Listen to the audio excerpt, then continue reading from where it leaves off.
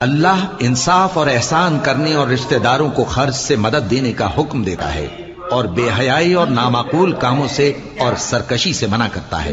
اور تمہیں نصیحت کرتا ہے تاکہ تم یاد رکھو۔ اور جب اللہ سے عہد کرو تو اس کو پورا کرو، اور جب پکی قسمیں کھاؤ تو ان کو مت توڑو کہ تم اللہ کو اپنا ضامن مقرر کر چکے ہو، اور جو کچھ تم کرتے ہو اللہ اس کو جانتا ہے۔ اور اس عورت کی طرح نہ ہونا جس نے محنت سے تو سود کاتا پھر اس کو توڑ کر ٹکڑے ٹکڑے کر ڈالا، کہ تم اپنی قسموں کو آپس میں اس بات کا ذریعہ بنانے لگو کہ ایک گروہ دوسرے گروہ سے زیادہ غالب رہے۔ بات یہ ہے کہ اللہ تمہیں اس سے آزماتا ہے،